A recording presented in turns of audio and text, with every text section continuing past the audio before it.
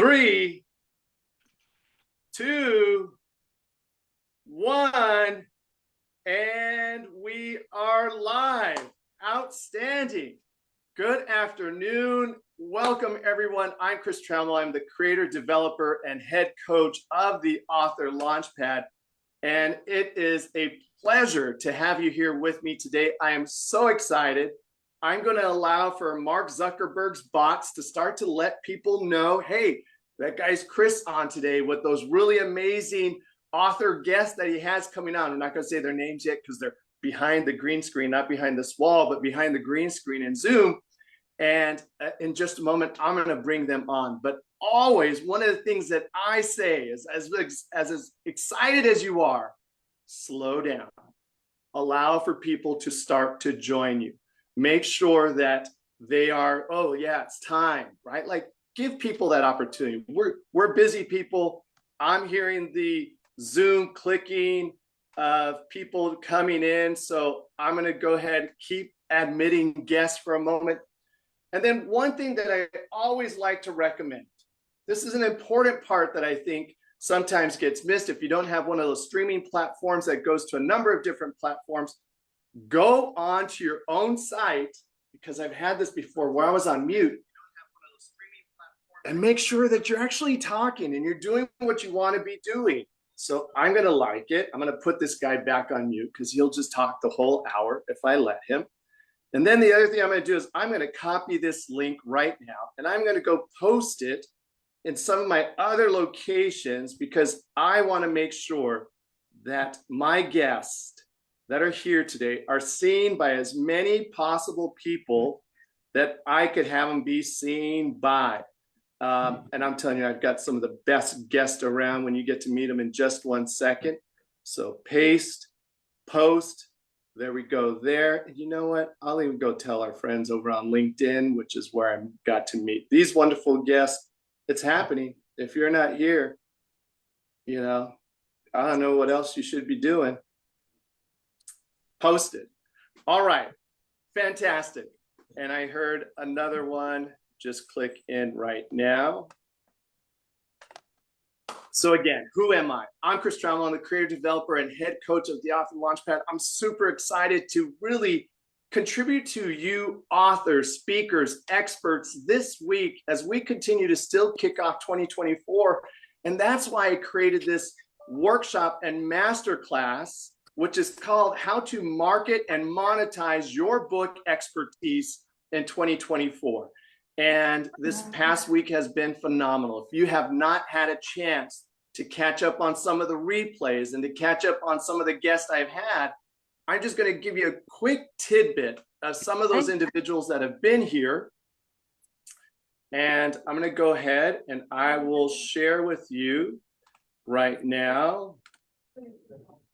So the other thing I'm going to ask you to do is, until you're live, just kind of manage your mute for just 1 second.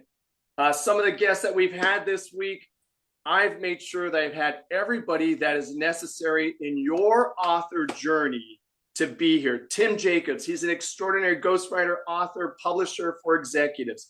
Lisa Carroll, she will show you how to take that genius. She's one of my coaches, one of my colleagues that I bring in to help you create a membership around your expertise.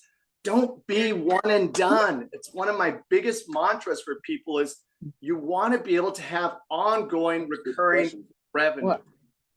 Oh, so someone's off mute. So let's just use Fedorins. All right. Does that always happen? Here we go. I mean, I guess they can refuse anything. They probably have to sign something. But let's do this. Let's sharing real quick. I thought I heard Waldo say that this morning. Who are my I've never heard of that. Because I feel like the majority of our patients would probably refuse all of them, right? Oh, you know what? Hey, that was shout out to my wife for not being on mute. Thank you, wife, for being a little bit of a Zoom crasher, coming in from work, talking about patients. Don't forget your HIPAA laws. Don't be doing that loud. So let's keep going. Yesterday, if you didn't have a chance to meet Rafi Andonian yesterday, he is a 3-time celebrity historian. He's a 3-time author, and he's known as a celebrity historian. he has hustled himself to about 150 media appearances without investing in PR agencies, just really learning how to do it himself. And he's got a program that's coming out. So if that matters to you, like how to get that visibility and how to show up in your markets without thinking, oh, who do I got to pay and where am I going to put my money at? I invite you to watch yesterday's session with Rafi and Donian.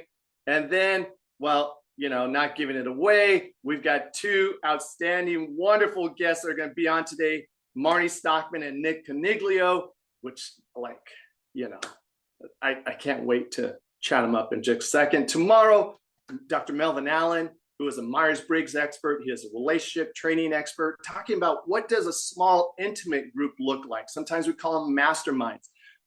Sometimes we create them as retreats, like really thinking, what are you going to do with that book expertise of yours so you can continue doing, one, what you're great at, which is being in front of people, two, sharing your expertise, and then three, what's that recurring revenue that you're looking for? And then on Saturday, if you would like to, and you're part of that health and wellness movement, I have an extraordinary guest, Dr. Jody Bear. She's going to be launching the Healthopedia. That is, I'll show it right now. This is her book, Healthopedia. It has a number of authors who have contributed to the health and well-being. Leading edge, you know, how do we marry Western medicine along with Eastern medicine and other alternative practices? So truly, my job this week was to bring you, one, what does it look like when you create a program and a process around your expertise? Like, take that expertise, how do we monetize it? Take your expertise, how do we productize it? How do we create a suite of products that allows us to continue to serve others? That's the number one thing. And then number two, like, we want to be seen. Us extroverts, some of you might be introverts, but the extroverts, the difference makers, the ones who see that there's a challenge in the world and you're like, I can solve that. I've got the solution. I don't want you to be the best kept secret. I want you to be out there because look, this book, it doesn't do any talking. It just lays there. You got to bring this book to life. You get to bring your book to life. And in the landscape of AI, if you are not part of disseminating and delivering the content from your book, you're just going to be part of that wasteland. You're just going to be part of the stacks out there. And that's not why you spent your hours creating your book. That's not why you told your family, I can't go out tonight. I can't have dinner tonight. Or you stayed up late. You woke up early. Whatever it was, this is your opportunity to get it out there. And so with that being said, now let me start to shift into who we got today, because you didn't just come to listen to this guy. Hopefully you did. And if you need something you hear from today, reach out to me. So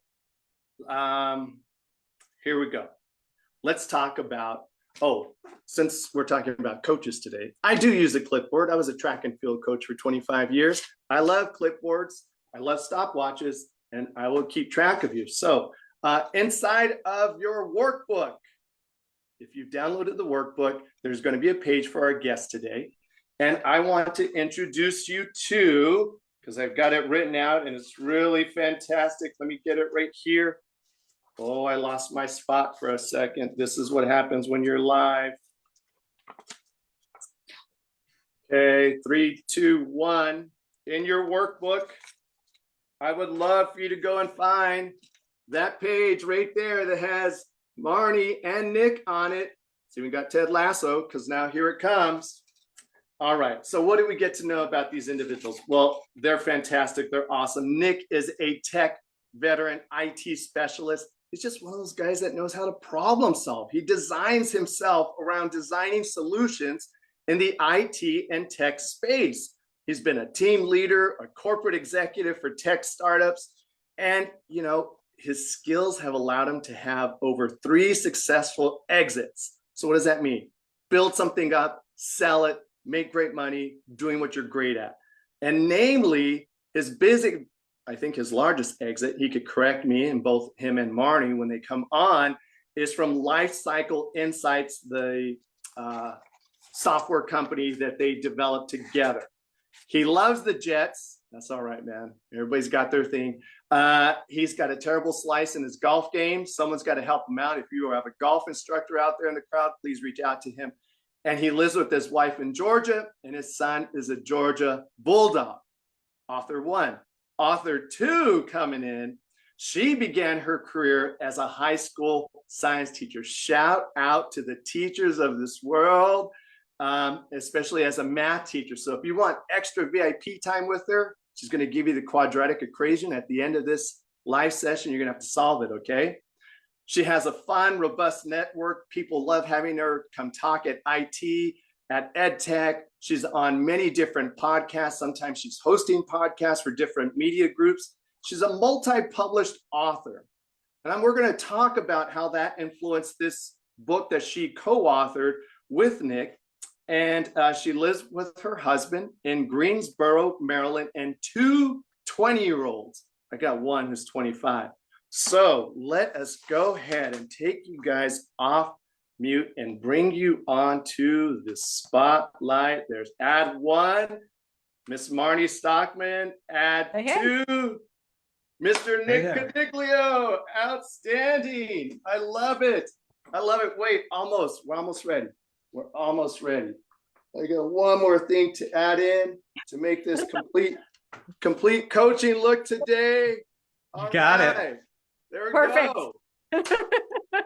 Give you a little mustache, you'll be all set. Monitor with those glasses on, fantastic. You know, I'm gonna do it just like that. This is exactly how I used to look out there too. But see, I'm a little older now, so I need readers. So Nick, let's go with you first. Did I miss anything that you want to make sure that people know about you?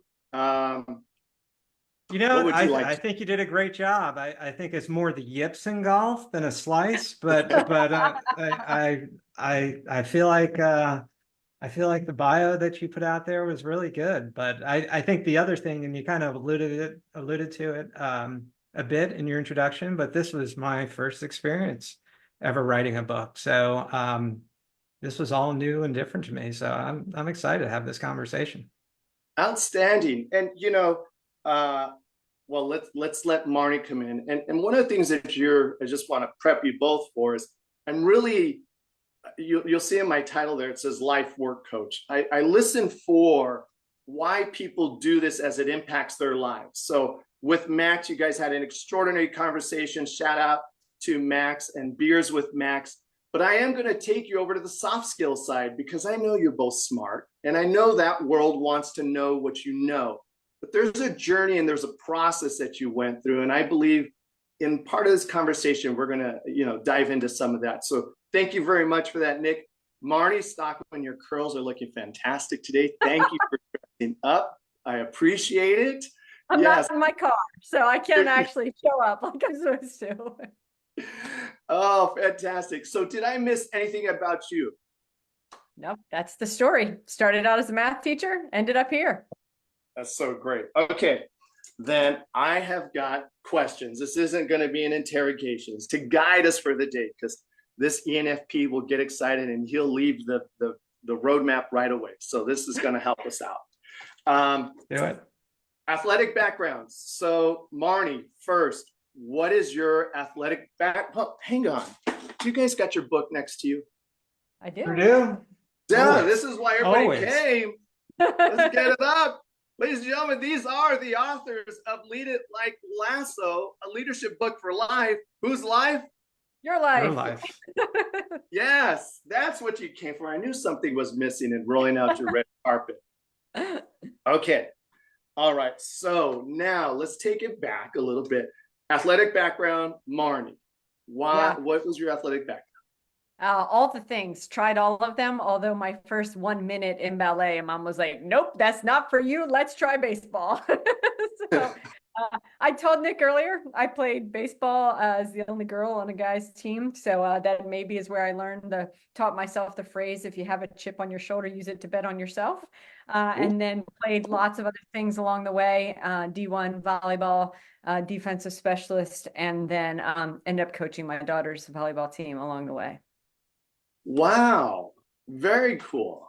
And you were a D1 defensive specialist. So you played all the way up to, including being in college. Yes, and since then I've played goo gobs of hours just in local, clubs and leagues and such. Outstanding. Cool. So we'll talk about that coaching in the athletic world as it influenced your book. Nick, how about for yourself? What was the athletic background? And, I'm going to elevate your question. How did you have an athletic background first before I ask? Yeah, I did. I did absolutely. Although I wish you would have started with me because it's not nearly as impressive as Marnie's. I didn't make it up to the D1 level. But yeah, I grew up playing all sorts of sports up in New York, and my favorite was baseball. I was all about baseball every day, all the time. But I played baseball right up through high school, recognized. I was all county baseball players, pretty darn good. Nice job. Which position? All county? I was a shortstop and a second baseman. Hurt my elbow in my senior year, so I had to move to second base. But yeah, that was it. That was my passion. I was my one regret. I was lightly recruited, not quite at the D1 level, but I decided to move on from baseball after high school. I to this day I regret that. But yeah, I also played soccer, played a lot of deck hockey up north. That's kind of popular only because I couldn't ice skate. I'm 5'0", so a little taller than that. But I wish I love basketball, but I was just never good at it. But if you knew me growing up, I was outside playing some sort of sports. So That's awesome. That's my thing. Beautiful. Thank you for taking a few minutes to just kind of humanize who we are and that we've had our journeys as well. I was a track and field athlete. I was short. I was chubby. I had a very late growth spurt. So I had to do like 2 to 3 times the amount of work that the naturals did to be able to participate with them. I was usually picked middle or last when the row of kids were being picked, but it made me a great technician. Being an athlete develops us for practice. So I want to move into that part right now. How did practice and your athletic backgrounds support you in, well, you could go 2 ways with it, your professional endeavors and or writing this book? Dealer's choice. Yeah, I mean, I'll start, right? I mean, to me, and similar to what you were talking about with Chris, right? Chris, I was never had the physical talents, right? But I'm not big, I'm not strong. But so what sports taught me as much as anything else, and it taught me a lot, right? But obviously there's the teamwork aspect of it, there's the locker room in which you feel, and how you develop relationships. But not being really, really talented and physically gifted, sports taught me grit, I think, right? Being gritty, knowing that you have to work hard to accomplish goals. And I think kind of everything I've done since then in terms of my professional career and even writing this book. I mean, maybe at some point we'll talk about really how quickly we wrote this book, but it's always been about the plan, establishing goals, holding yourself accountable to goals. In sports, it's wonderful because you have a team that also holds yourself accountable, right? And whereas there's so many lessons from sports, I believe, understanding how to be gritty, how to persevere, how to set goals and hold yourself accountable to those goals, especially for those of us like me, less talented, has impacted everything I've done personally and professionally, including this book, in terms of getting here. Wow. Well done, Nick. Marnie, anything to put icing or a cherry on top of that? Well, I would agree. I think the way you live through sports really does impact the way, again, as Nick said, team, etc. The one piece that I'll say maybe I could highlight would be the communication component. So I'm not that big either. So I'm all of 5'5", and again, played boys sports, played volleyball, basketball in high school and softball in high school. So I wasn't the biggest player ever, but what I did well was communicate. So I was always the one in center field going 2 outs, runner on first, plays at first or second, right? Like running, whatever the Amherst, I haven't said that phrase in years. So that just rolled right off the tongue. And I was often captain of the teams. I certainly was labeled as bossy when I was little, which we now know is just the impolite way of telling someone they were a leader. But even as an adult, I remember one night playing fours in volleyball. So instead of the usual 6-on-6, it was 4-on-4. And it was 3 men and me against 4 men. And the wives of one of the opponents that we beat came up to me and she's like, I get that you're half the size of these people, but they'd lose without you. And it's because you're like commentating and communicating. So I think communication is key. Beautiful. And I hear exactly how that's going to get woven into our talk about leadership. So one of the things I want to make sure that I do, because we've got some great guests here. So guest, I'm going to bring you on in just a moment. If you have any questions that you would like to ask, please put it in the chat and I'll give you that opportunity to ask a question in just a moment. And that way you're not just voyeurs, but you're participants. But let's dive into, Nick and Marnie, the writing process. So right now, let's talk to the authors that are here. There are so many topics you could have written about, right? Like, hey, what are we going to do? You guys jump in the deep end and you say, wait, let's take one of the most globally known shows and let's write about that. So the first thing that I'd love to hear, because many people deal with like some type of imposter syndrome or who am I, right? So what did you have to first navigate and get over to put yourself on par, on podium level with a show like Ted Lasso? Let's start there, Marnie, and then Nick. Well, so first, I think both of us would say we've absolutely had imposter syndrome ourselves to various times along the way. So we're not going to deny that we had it. But let me tell you the story about how we came up with that book, and I think you'll see. So we had just exited the company. So we hadn't exited yet. So we had just sold our company.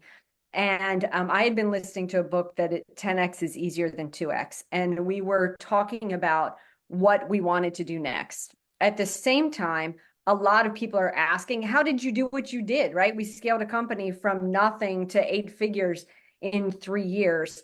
And a lot of folks, and we didn't have salespeople, right? So like clearly we did something different. So we were getting all those questions. And then Nick and I are at the airport and we're walking past the bookstore. And we said, again, I'm recalling the story of 10x is easier than 2x. Yes. And we looked at the shelf and we said, putting a book on that shelf would be 10x, right? And what the book 10x is easier than 2x talks about is that's a forcing function to make your brain do some different math. You can't work twice as hard. Nick and I could not find 170 hours in a week to work because we were doing 85 already. So right. To think differently. And we thought, what book would land on that shelf? Well, we know the questions people are asking us around building a company, leading yourself, leading your own life. We know the conversations, and we'll speak to this later, right, that we were having in our own houses. And we thought, it connects with Ted Lasso and it's so relatable. We should hook to that piece of it. Wow. And that happened in which airport? I think we were in Atlanta. Were we in Atlanta? Probably. I mean, Yeah, lots of layovers in Atlanta. That's probably good odds at that point. Yeah. That's really, and Nick, what would you add to that? Like so whose idea was it first? Because oftentimes the genius of one is the grab on for another. Yeah. I will say, I will fully take credit for getting Marnie to watch Ted Lasso. That I can definitely take credit for because she is oblivious. She never listens to anything I say in terms of TV recommendations, anything like that. But it so resonated with, not only how we felt we led, but also how we aspired to lead as well. And we had felt we had done enough. And we often talk about the fact that the book is really a reflection of our leadership framework. We've used it, we've tested it, we've been successful with it, and we often call it a success framework. But piggybacking on what Marnie said, I think maybe we're a little bit naive. We chose Ted Lasso because we were looking for a way to relate our concepts to the everyday person. If you think about it, when we wrote the book, it was questions from a lot of employees that we mentored. It was college students that we mentor, our own children that we mentor. It's not your typical, manager or CEO or some sort of company. The whole foundation of the book is you need to start by leading yourselves, right? And as luck would have it, those principles scale up, right? So the Right. same principles that you learn to lead yourself are also applicable to your team, to an organization, all the way up the ladder.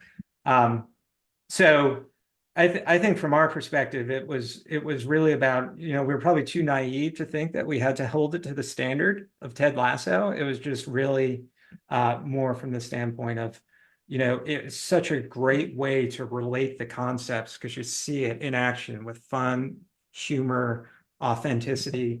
And it's something that we just gravitated to. But to answer your question, I think it was Marnie's idea to say, all right, if we're going to relate it, let's relate it to Ted Lasso. After I got her to watch it, though, I'm still taking credit for that. Really great. Thank you. And I see how you two play off each other, which is really an important component of co-authoring or any relationship as best as I've learned, right? Is how we work together. Yeah. Absolutely.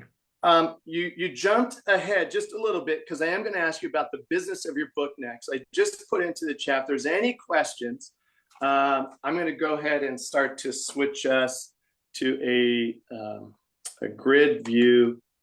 So if anybody else wants to go ahead and share, please do let me know, because I want to make sure that, again, we want to contribute to everybody that is here. I think I removed, did I remove all the spotlighting?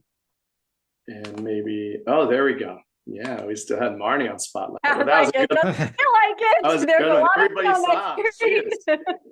She's great. All right, let's talk about this one. And Devin Marks, if you're available, I'd sure like to ask you a question in a second that will come after this question. Let's talk about personas. It's one thing to write from your life experiences, right? And I think actors, here I am in Hollywood, I'm in Long Beach, California. People step into personas and then we get to be someone else. So first part, how was it stepping into the persona of a Ted Lasso, Coach Beard, well, I was about to say it's not Higgins. It's Higgins is one. It's Higgins. Or Roy Kent. Or Roy Kent. Yeah. So pick one of those. And what was it like to step into a persona?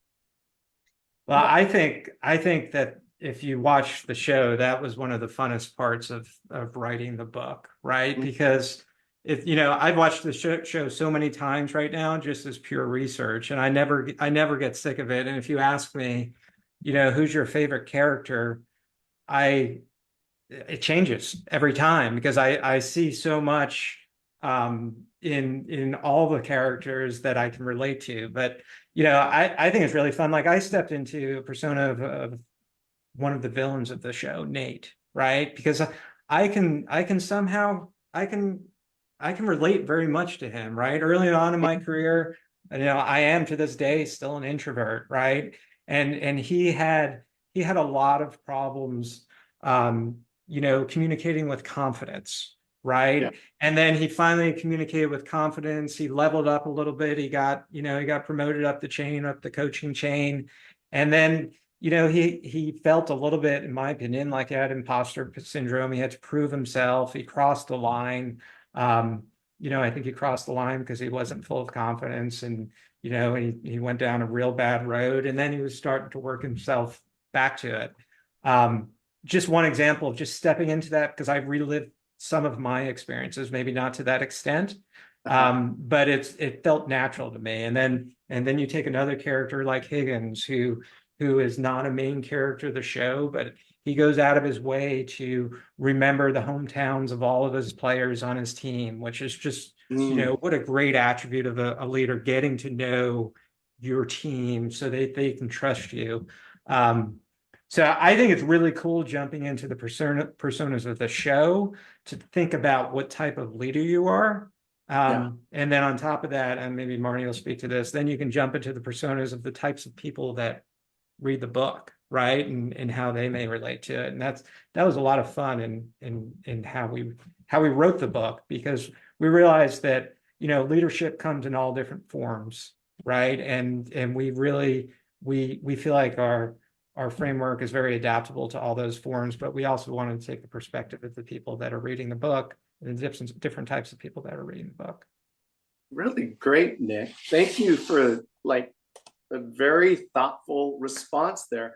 Marnie, I'm going to slide Devin in because I want you to be the icing on what he says right now. So have either one of you met Devin Marks yet? I've not. not. Nice to meet you, Devin. Hey, Devin. He's very prolific Well, on LinkedIn. He's one of the leading global TED Talk coaches. And you'll find his red X and all of his talks. And he and I had a great exchange. And then we're like, we should meet sometime. And I love following his content now. He's extraordinary. And the fact that he's here, he heard something about today. So Devin, I'll give you another time for a full stage for self. But inside of your work, let's ask you two questions. One, did you watch a Ted Lasso show? How about that one? And then I can answer that one really quickly. I was just Googling Ted Lasso, so afraid not. that You is have homework, awesome. Devin.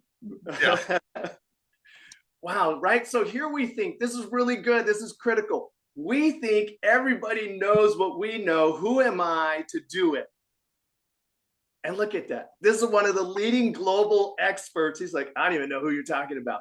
There's No, Funny I Bill would of TED Talks. my mastery of pop culture is minimal. That's my wife's department, and I'm going to ask her when we hang up. All right, Devin, let's talk about personas for a second, because here's two individuals that dove into a program. And when you binge watch this, Devin, you learn Yes. about Ted Lasso. How do you help people either own themselves or create a persona that's going to show up on stage so that their message gets heard? Good question, and thank you for your generous introduction. I think, you know, there's a theme that we heard earlier in this conversation around imposter syndrome. And I'll say that is such a common condition, if you will, for TEDsters. It's antithetical. I mean, you know, no one's asked to give a TED talk who's not at the absolute apex of their game. Yeah. But it's an unknown, high risk environment, and I would say in the 80%, folks wrestle with that. Should I be on stage? Is this idea big enough? Et cetera, et cetera. And, you know, a number of ways we address that. But first and foremost is the open source model of idea sharing and refining that is TED. So what do I mean by open source? You know, 50 rehearsals in front of an audience of 1 or 100. Wow. With feedback loops, and that intensity of and comfort level that comes with presenting that many times to that many varied audiences helps with you know, those hesitations. Got that. Really great. And then in the world of, were you an athlete at one time, Devin? Let's play that game. Yeah, I was thinking of it as you guys were going on and on about your deep sports backgrounds. I was homeschooled, so I played soccer up to the point where you couldn't play club local anymore. Yeah. And then I think I had the distinction of rowing at Syracuse for all of 3/4 of a semester before I was cut. So now I'm reliving that joy. We just started a rowing club here in the Lexington, Kentucky market. So I'm jumping back into my jersey, but no, not a distinguished athlete, I can assure you. Awesome, Devin. Thank you for jumping in right there. And Marnie, Nick, I will make sure we're all connected, because Devin may show up somewhere in your journey, because I think what you've done here is, you know, one of my questions I'm going to ask you later is, how far do you want to take this book?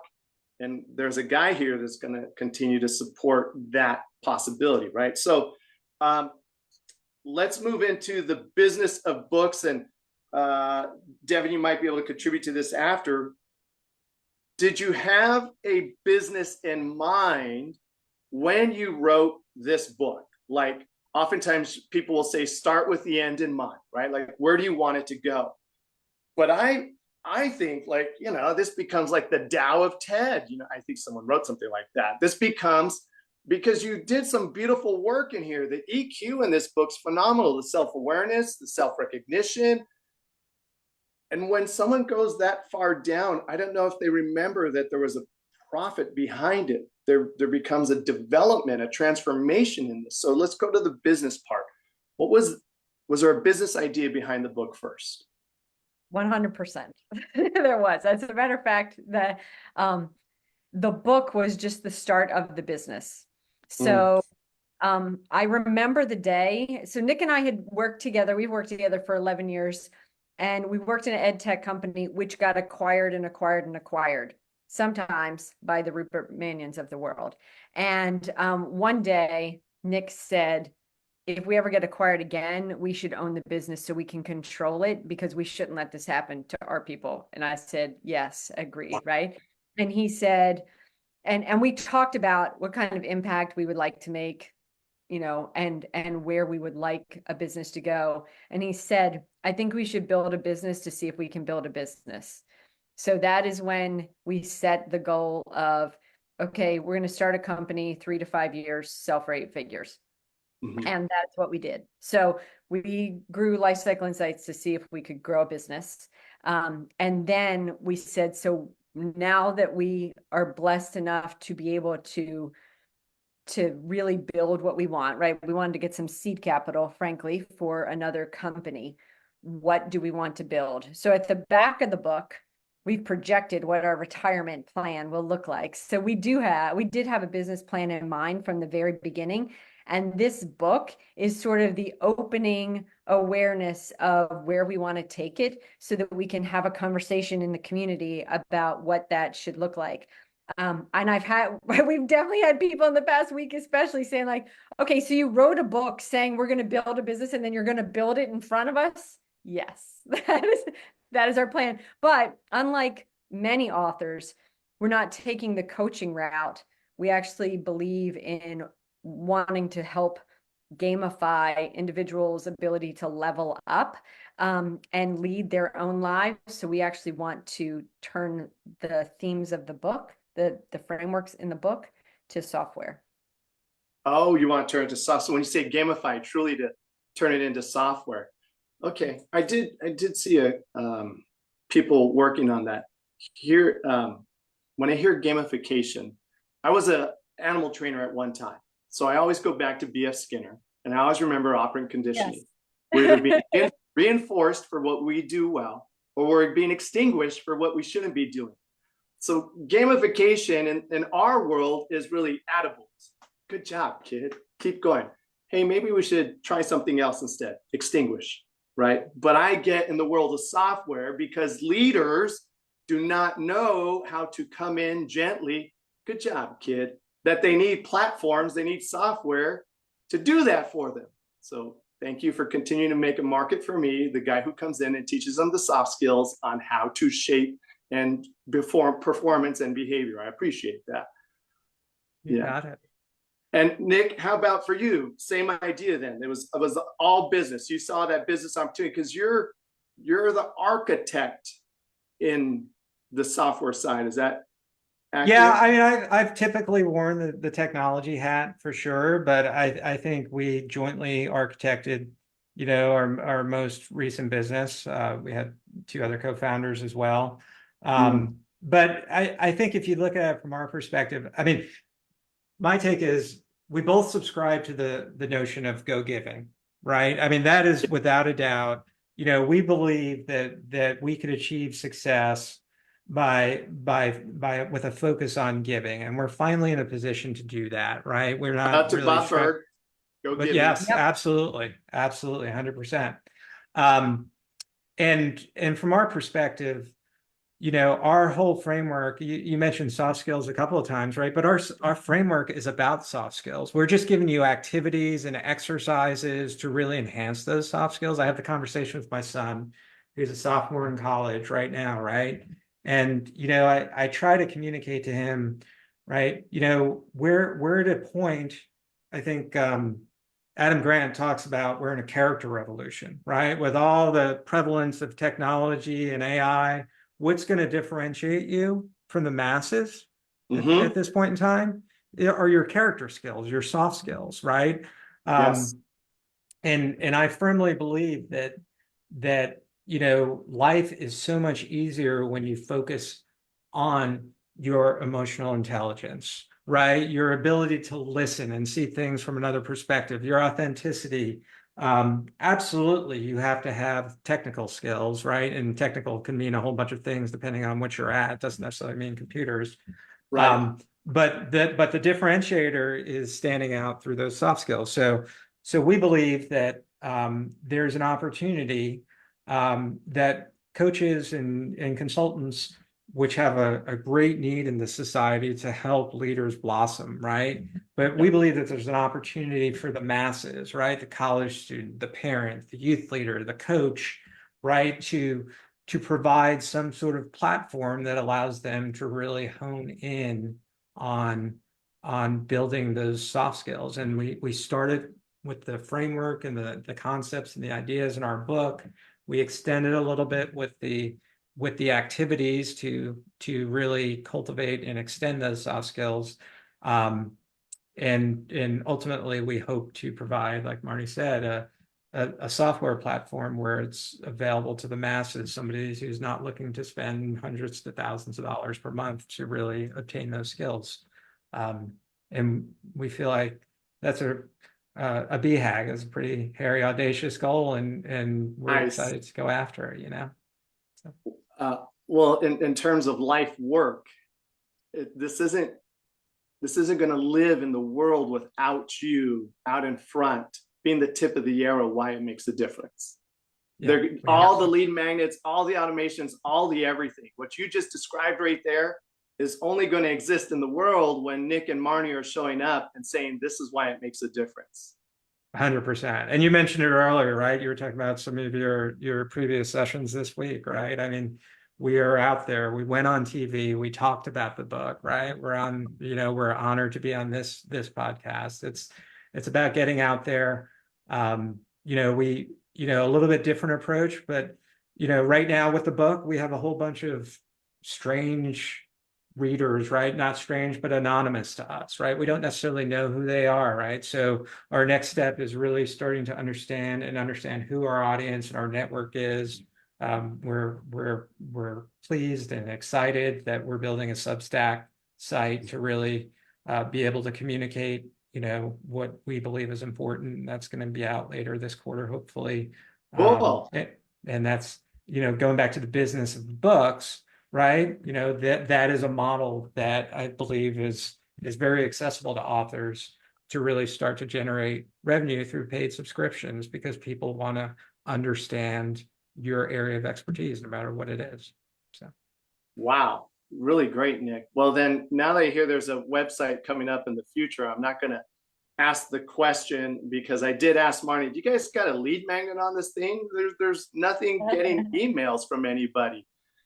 our website today is, I won't give it 2 thumbs down. It serves the purpose, It right? does. But I mean, it was really, we were so laser focused. I mean, if you think about it, we wrote the book in a couple of months, right? I mean, we were all in every day. Let's do that for just a minute. Your writing process. For any authors listening, Nick Coniglio, 45 seconds. What was that writing process like for you? It was intense, right? It was brainstorm, outline, research, defeat the blank page, iterate, come back together. It's a bit interesting. I think it was my first experience, so I didn't know any differently, but I would imagine 2 people writing a book could be challenging. I think, from our perspective, we worked together for so much. We were writing about something that we believed in. We already had defined and lived. so we kind of got over that. I think part of it was finding the same voice when we put fingers to keyboard. Yeah. But we did that. But Marnie, what else am I missing with the writing process besides it was just intense because it was quick? It was quick. We had an opportunity. We'd gotten a speaking opportunity, so we knew a goal where we would be in front of a couple hundred people, and so we wanted to have the book by that. So we kind of pushed our whole deadline up a month. Right. So it was fast and frantic. But part of our framework is to set a goal and then to create a strategy and tactics to get there. So we do that well, and then constant communication. Right? We are diamond dogs for each other and support. And so I think that helps the whole process. Yeah. And we had a great editor. If I'm a fly on the wall watching you, is it an hour, 2 hours? Is it the Pareto? What is it? The Pomodoro method? Pomodoro's technique. Yeah. Like, what did it look like for you sometimes? So when the brainstorming would happen together. So we would meet for maybe an hour. And I can remember the day, Nick, remember when we went through, like, these are all the themes and quotes of Ted Lasso that they like. These are the stories that are associated to those themes. These are the way they're associated to the business. So the outline, the brainstorming came first, then the outlining. And then we would each kind of delegate, okay, I have a story about this. This is your story. This is my story. We're going to go write those pieces. My neighbors, who I moved here during the pandemic, so I don't actually know my neighbors, but they're a little bit confused about me because I walk around with a clipboard and write because I like to get outside. So for me, the writing process is either speaking into my phone or more often than not with a clipboard. They think I'm a housing authority or something. When I write, Nick's process for writing, what is my process is I've committed to doing this by 6 o'clock tonight, and if I don't have it completed, I'm not going to be I don't like not fulfilling my commitment. So my big thing is give me a commitment, hold me accountable, and I'll get it done. But we write about rules, and one of the rules we live by is defeating the blank page. Get something out there, right? And I don't think there's ever a more appropriate environment than writing books in terms of defeating the blank page. We use it in everything we do in terms of business wise, but we just get something out of there and we iterate. That's the engineer in me, and I'm sure all authors do it, right? I have to assume, but we would get something out there, we'd look at it, we tear it up, we'd give it to our spouses, they'd look at it, give it to our children, they'd look at it, right? They'd really tear it up. Yeah, it was the two of us, right? But we really leaned hard on the perspective of close friends and family as well, to give us their feedback and what they were thinking about it. Well, I want to acknowledge you for that. I want to highlight that for a moment, because I think it's easier to be someone else in a different environment, right? Like, no man's a prophet in their own home, but the willingness to bring it to those you love because they're pulling for you the most, when the little voice is saying, don't do that, what are they going to think of me, really had you grow in your own EQ and your confidence to trust that inner circle, and then start to take it out to colleagues, trust that circle.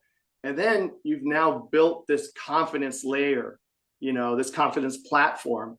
And I could definitely see how that's came out in the writing of this book. So I have to mention this. So first, I announced to the family, like, we're going to write a book on Ted Lasso. My husband, so his name is Frank. It's not just his name, it's his adjective, super direct. Like, I don't think that's like, why? I don't get it. My daughter could be named Frank, but we went with Josie instead. And she's like, not having any of it. And I said, little miss, she's 22. No, I'm your mother. And for me, you are going to watch 3 episodes, and then you can have a conversation with me about what you think about us writing this book. And after the 3rd episode, I walked in from one of my walks, and this is what I see. Roy Kent. He's here. He's there. He's everywhere. Yeah. So I said, so now what say you? She's like, let's do it. So, one of the things about Diamond Dogs is they are your biggest fans and harshest critics. And ours are not shy about letting us know exactly what we think. So we know if we can escape our house with good ideas, that it might have some traction. That is so great. And so for authors listening now and replay, your author groups, let them be diamond dogs. Don't let them keep patting you on the back or letting you not get it done. It doesn't serve you.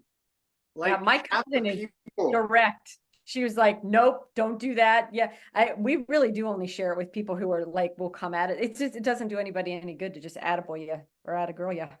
Yeah. Challenge Yeah. network. Very, very important to have a challenge network. People who would Yeah. challenge you and really, give you their unbiased opinion. Yeah, very good, Nick. Thank you for anchoring it back to the vernacular of industry. It is the challenge that we have. Yeah. Yes. I do my part.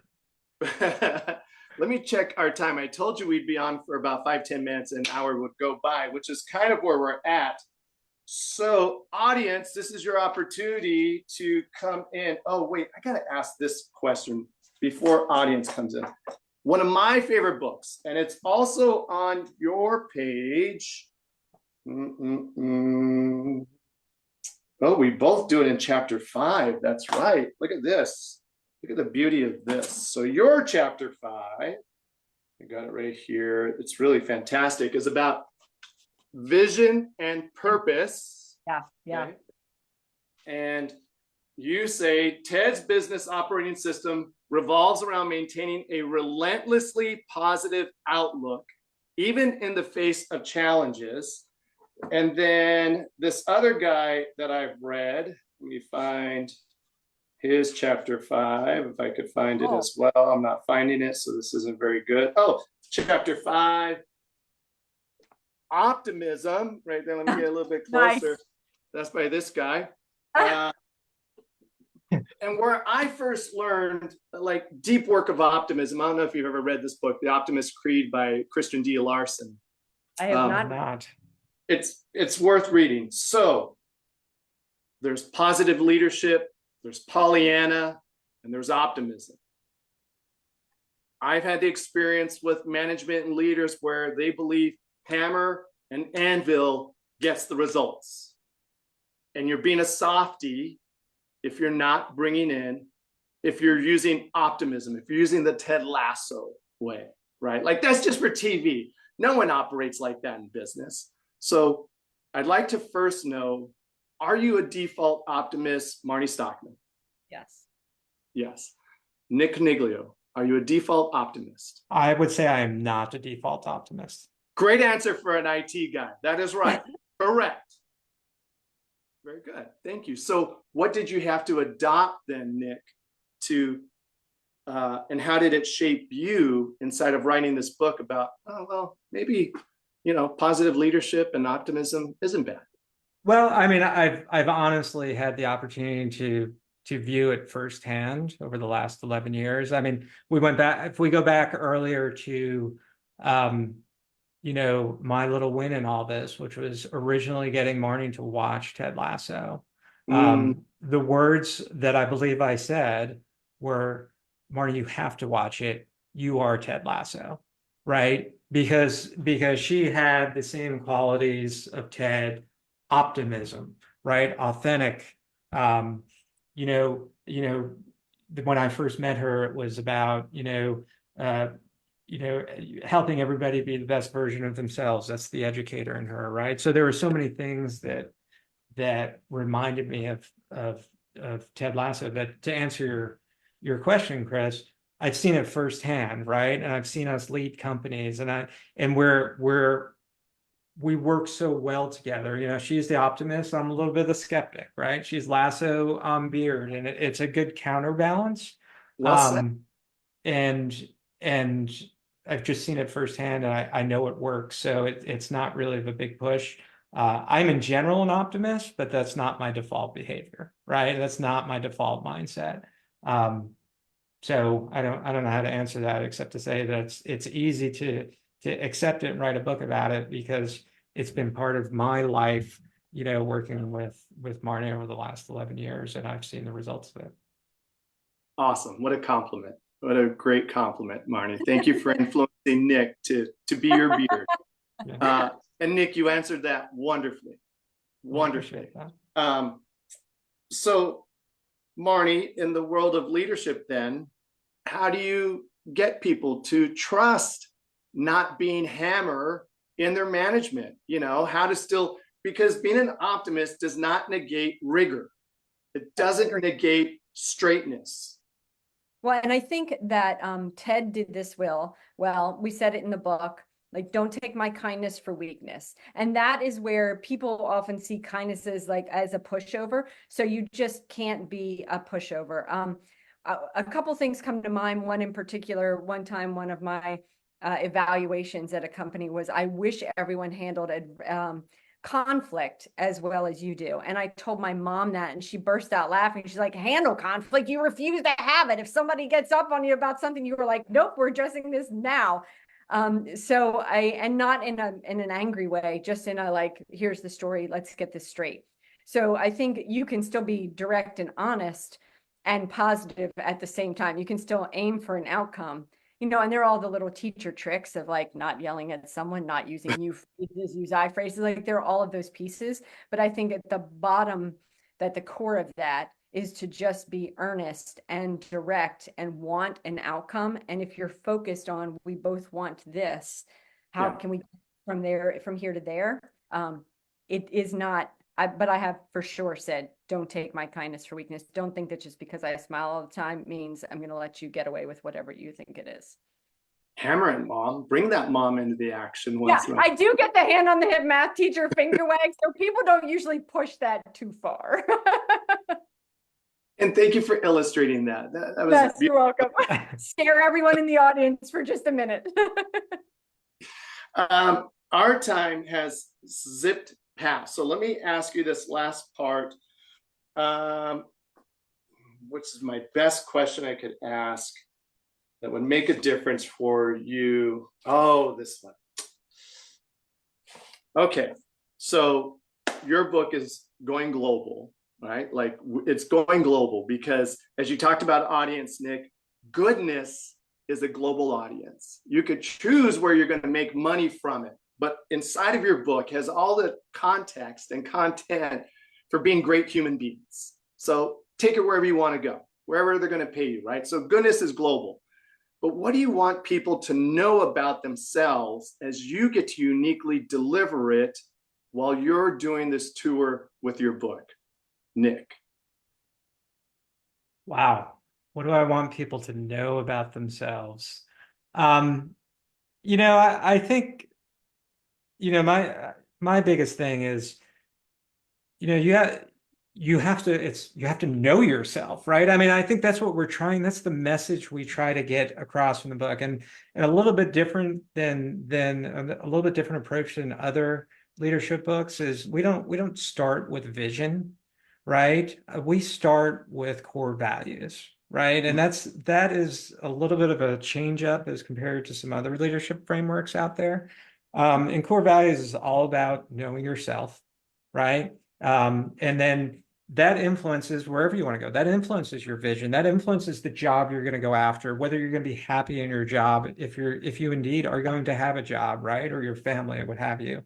So from my perspective, and I tell my son this, you know, all the time, it's understand who you are, right? What your core values are, and that will drive your decisions on how you move forward with life. So I don't know if I exactly answered your questions with that, Chris, but that's what I believe people should look at in terms of themselves in our book.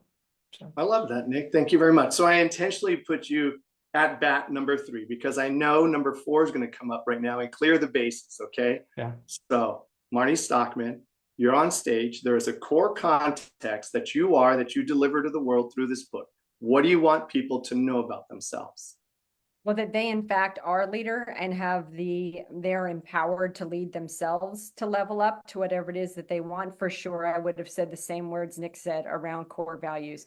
So why don't you do the work to understand who you are, and let's be positive, right? And set a goal for who we want to be. And it is more about who you are than what you do, which I think is a lesson along the way. So it's not about the wins and losses, right? It's about becoming the best version of yourself. Wow. Fantastic. We could go on, which we know we could. So much in this book. So first things first, let's make sure people know where to find you. Ladies and gentlemen, Lead It Like Lasso, a leadership book for life. Whose life? Your life. Where can they find you at? And what should they do? So the book's on Amazon. We do have leaditlikelasso.com is our website, but you can find us on every social media at Lead It Like Lasso. And we're both on LinkedIn with exactly our first name, last name. So hunt us down. We'd love to connect. We really are anxious to hear people's leadership journeys for themselves and how we can be helpful. So we'd love to connect with as many as possible, to hear their stories. Yeah, it really a packed book. Like your book is the kind of book I look for, because I tell my clients and tell some authors, look, and Marnie, you've given birth. You've gestated something and given birth, and then you raise them up. I invite you both, to the contrary of other publishers that are going to say, what's your next one? I want you to raise this book, because it's going to mature and it's going to do things out in the world that only over time will you get to see. You both illustrated that and said that beautifully about your kids. And so, if anybody comes around and says, oh, what's your next one going to be? Be like, we're raising this one until. I appreciate that. Yeah, that is very much in line with our plans. So we appreciate that. Yeah, outstanding. Devin Marks, I see you're there. We've hit 1 o'clock. I just want to say thank you. It's really been a education. I'm going to watch 3 episodes in a row, Marnie, and let me know what you think. The dance, do the dance on the book tour. You guys are going to be a great pair. Oh, thank you. Thanks, Devin. Outstanding. Everyone, I'm Chris Trammell of the Author Launchpad and Launch Your Life's Work. This is what it looks like when you get something that's bigger than you. You take it out to the world, and now you realize, it's got its own momentum. And now we're being pulled by the book. And the opportunity is to get back out in front of it again and continue to be the tip of the arrow on it. And I really thank you for being here today. www.leaditlikelasso.com is where you want to go this week. I will be putting that everywhere. I cannot thank you enough. And just really grateful to have you both here. And Devin, thank you for being on. All others, have yourself a great day. I'm going to go ahead and end the stream now. We'll see you soon. Thanks, Chris. Bye. Appreciate you. I appreciate you guys. Thank you.